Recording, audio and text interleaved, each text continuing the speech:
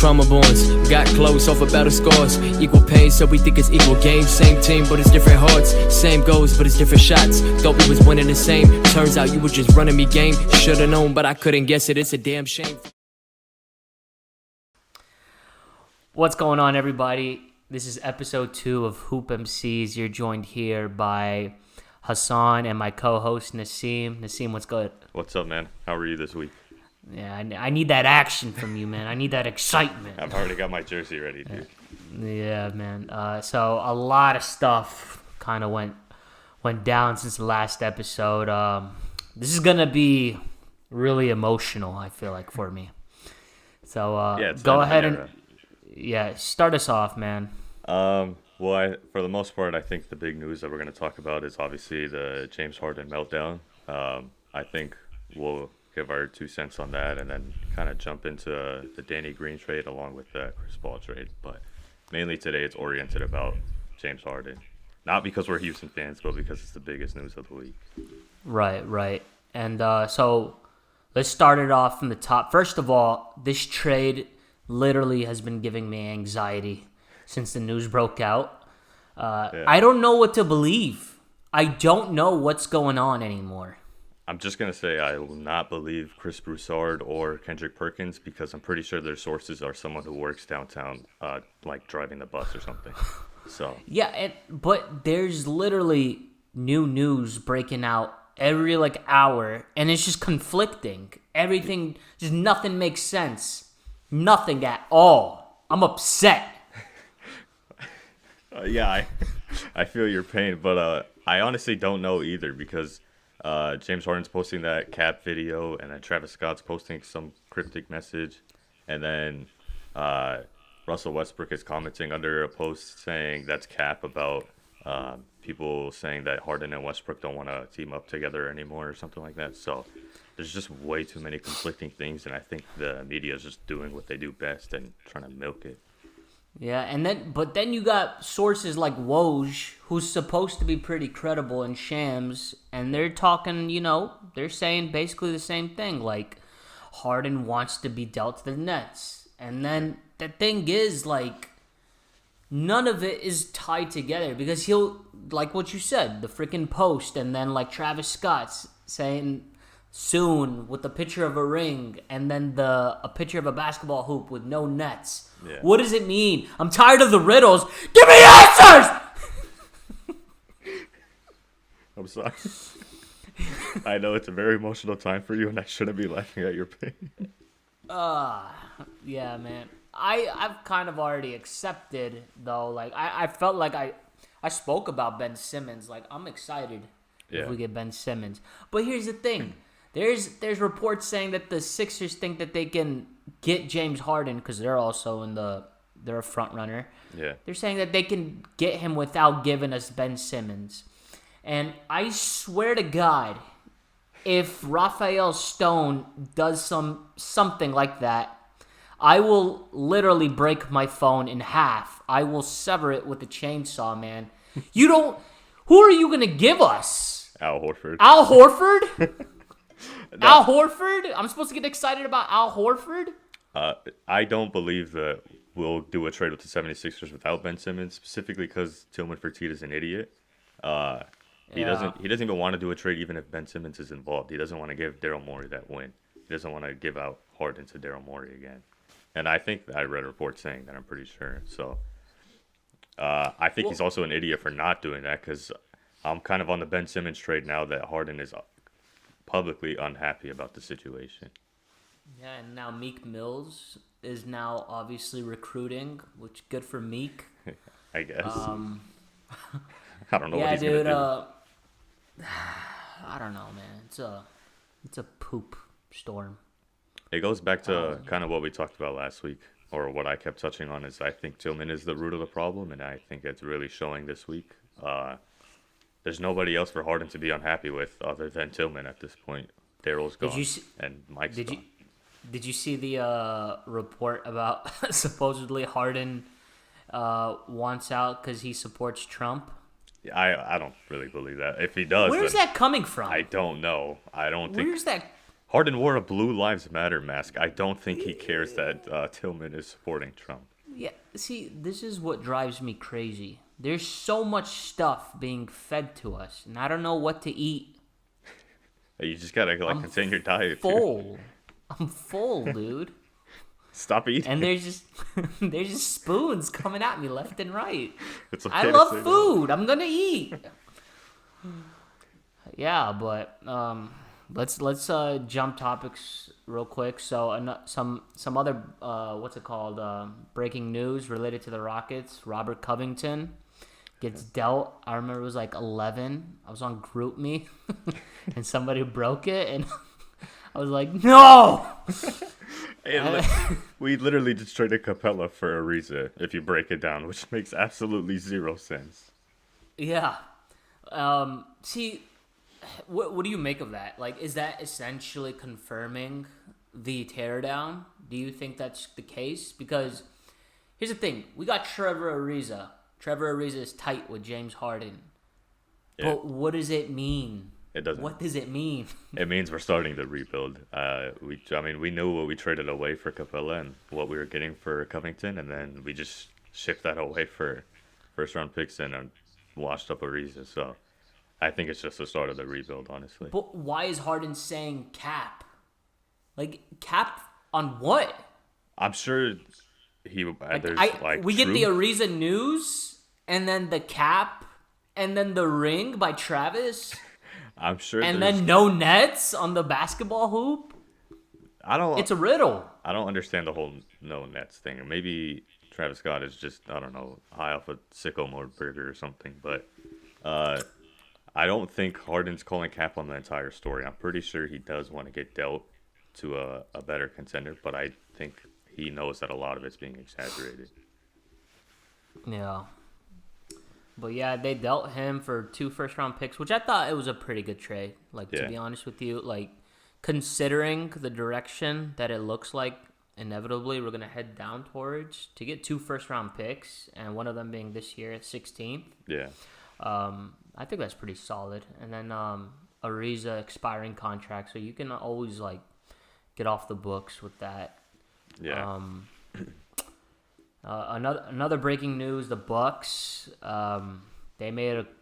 So here's the thing: Drew Holiday. I don't know why everybody's getting pumped up about Drew Holiday. Considering what they gave up, Eric. Yeah. What's his name? Eric Bledsoe. Yeah. Yeah. And Eric George Bledsoe and George, but Eric Bledsoe is literally the same guy as Drew Holiday. I feel. Look at the stats. That's exactly what I was going to talk about too. Yeah, look. If you look at the per 36, they're literally averaging the same thing. Bledsoe doesn't play nearly as not nearly, but he doesn't play as much minutes. So if you extrapolate that, they're averaging the same thing. So you give up Bledsoe, George Hill, so you're losing depth right there. Yeah. And then you're also literally giving up multiple years of draft picks. And the risky part of this, of course, is if Giannis doesn't sign, because he has 1 year left, you're essentially screwed long term. Yeah. But nonetheless, I think they also got Bogdanovich, and I think Bogey and Drew. I will say that's an upgrade over Bledsoe and Hill. So they did get better, but I really didn't I wasn't blown away by them getting Drew Holiday. I would have loved to have him for Russell Westbrook, do a trade, but yeah, in terms of you never improved really. I don't think you made any sort of improvement. I think you get a little bit more upside with Drew Holiday, obviously, and then what is his name, Bogdanovich? That guy, he's actually really good, so I like that. But why is there upside? Just because I think Drew has experience handling a team. And Bledsoe, I mean, he's been second, third guy always. So, I'm not saying Drew is a bona fide number 1, but that is what you're saying. No, not really. I'm saying yeah, it is. Can I talk? I'm saying he's more reliable, I guess. Bledsoe, I'm pretty sure, if I'm not mistaken, he just didn't perform in the playoffs. Drew Holiday, I'm sure he can fill that role better, but I do agree with you. They gave up way too much in terms of future draft picks, and then George Hill on top of that. Yeah. And I think the last thing really on in the news that happened, at least major news, was Dennis Schroeder getting dealt to the Lakers. Yeah. Danny Green sent out, and then of course OKC is gonna end up getting their pick in the draft. What you think about that? I mean, Danny Green is worth about me, so I think the Lakers got to steal there because Dennis Schroeder, clearly they lacked guard play from my perspective in the playoffs, so they upgraded that automatically because he was a six-man of the year candidate. But did they lack guard play? I felt like Caruso, Rondo, they were solid. I just don't know how much more they can give you moving forward, especially with the competition getting tougher. Like, I'm not putting Caruso on Steph Curry. Yeah, and then also looks like Rondo is probably leaving as well, just because I don't know. I guess he had a player option, or if he was a free agent. But I think sources said that like he wants to go to the Clippers, so that's pretty good for the Clippers. But yeah, I think they lost a pretty big piece in Rondo, but Schroeder has been solid for OKC, so I think that's just gonna help them stay on top of the standings next year. So, and honestly, it's really not that big of a blow from a Rockets fan perspective, just because of the fact that we're gonna be dog crap next year. So I expect it. I've already accepted that. And why is I saw something where it was like OKC and the Pelicans are gonna have 90% of the draft picks the next 10 years. What is that? What does that mean? Is that real? Obviously not real, but it's exaggerated. Okay. But they have a lot of picks. They have it from 3 or 4 different teams, if I'm not mistaken. Yeah, dude. The thing is, I'm not a fan of tanking that way. You're not gonna get. I don't think you're gonna necessarily improve or accelerate, to get better quickly with all those picks. I mean, obviously, you're probably gonna end up dealing some of them to get a superstar later down the line. But yeah, dude, they trade rape the Rockets for one. Yeah. Chris Paul. We never even talked about Chris Paul. Yeah, I was gonna touch on that. Oh. Yeah. Sorry for the mic issues. Yeah, that's gonna upset some people. We lost a follower. We lost our ad from Mike and Ike. Yeah, our 5 subscribers are now gonna be 4, but it's all good. Chris Paul. What do you make of that? First, I think that just solidifies that he's probably not going to get a ring before he retires unless some crazy trade happens. But I like the move for Phoenix, honestly. Even though they gave up a bunch of picks, they're giving Devin Booker. I thought it was 1. Was it 1? I think it has the potential to be 4, just depending on how they perform. 3 or 4. No way. No. Pretty sure. Well, 4 picks? How? They gave up Oubre and what's it called? Unless I'm mistaking it with a different trade. There was 20, 21, 22, 23, and 24, but it just depends on how they can perform. It can be 1 pick or all 4 picks. I might be mixing it up with a different trade, but I'm pretty sure it was that one. How were they able to get 4 picks out of Chris Paul? That's a great question. I know there was some swaps and stuff, and again, it's based off of how Phoenix and OKC perform, but it has the potential to be 4 picks.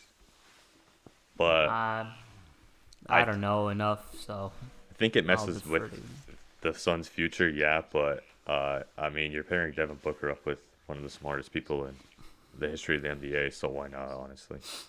Why would it mess up the Suns' future, though? If you're giving away all 4 future first-round picks? Oh, okay, I see what you're saying. Yeah. Well, the good thing is they got Booker, I think, for 4 or 5 years left, and then DeAndre Ayton he's on his rookie contract, so they're going to be a good team. I think they're going to finally break through and make playoffs. Obviously, the Rockets will probably miss playoffs, so that leaves a spot open. Things are not looking good. OKC's going to drop off.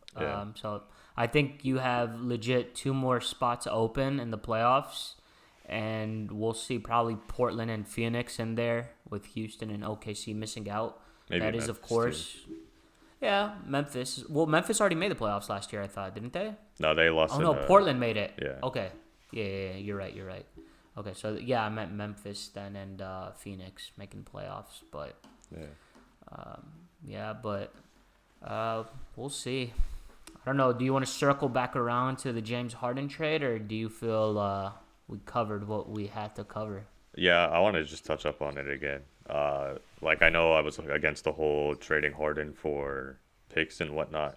I was openly against that, but that was before any news about him being unhappy even came out. So, I mean, at this point, there's no other option but to give him away for maybe a role player or two and a bunch of picks, or Ben Simmons, however it works out. But I think if it's true that he's openly upset with management and he wants to be traded, then I'm not against it, honestly.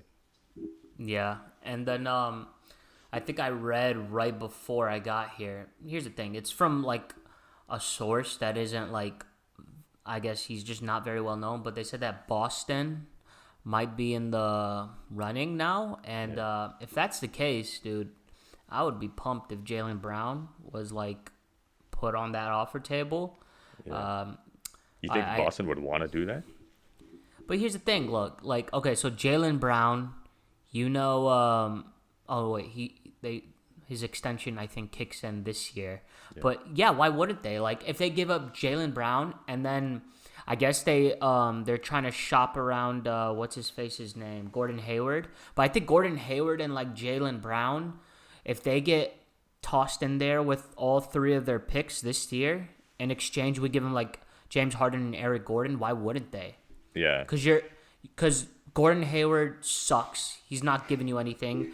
And then Jaylen Brown, I mean, like, he's cold. Like, he's pretty good. I think he's averaging, like, 20 points a game. But, like, you're guaranteeing yourself Harden for at least 2 years. At least, if you make that trade. Yeah. And you were knocking on the window. The Bucks just got better. Miami Heat surprised everybody. So in order to be competitive, yeah, why wouldn't you make that move? Because you got 3 first-round picks this draft. Those 3 first-round picks aren't going to move the needle for you at all. Yeah, I think if he were to go to 2 Eastern Conference teams, because obviously he's not going to go to the West, it should be between the Nets and the Celtics. 76ers won't do anything with him. It'll help us, but, I mean, he's not going to win anything there. Yeah. Wait, say that again. Sorry, I tuned you out. I was saying Harden won't win with the 76ers, but with the Nets and Celtics, like, it's almost, I don't want to say guaranteed, but it's a very good chance he can win there. I mean, I don't know. The Sixers, he could win. Like, if they only give up Ben Simmons and, like, a young piece, I don't see why not, because Harden is miles and miles ahead of Ben Simmons. I agree. And so you're definitely improving that team. I mean, obviously, the Bucks they look roided up right now, but they don't have any depth. Like, with those trades that they made, they literally have no depth whatsoever. So, and I think the Sixers have, they have a pretty good depth. Miami Heat, same thing. The Nets, if they don't make any sort of major pieces, they're a pretty deep squad, because they were a playoff team this year without Kyrie or KD. So I think it'll be, like, I'll definitely put my money on, like, the Nets versus Bucks in the Eastern Conference Finals. I don't know. I think the East is actually finally taken over as the better conference for once. Yeah, I agree. I think even without if Harden doesn't go to the Nets are still coming out the East. So I think him going there just makes their chances almost solidified. Yeah.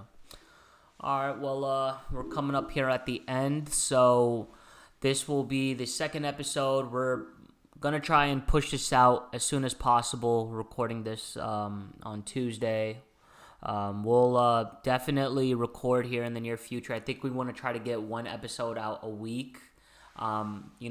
Things are pretty crazy. They're moving pretty quickly for the NBA. So by the time this gets released, who knows what'll happen. But we appreciate y'all. Thank y'all for the support. Thank you guys for watching. And we'll be back next week. Peace. Thank you, guys. Trauma bonds, got close off of battle scars. Equal pain, so we think it's equal game. Same team, but it's different hearts. Same goals, but it's different shots. Thought we was winning the same. Turns out you were just running me game. Should've known, but I couldn't guess it. It's a damn shame.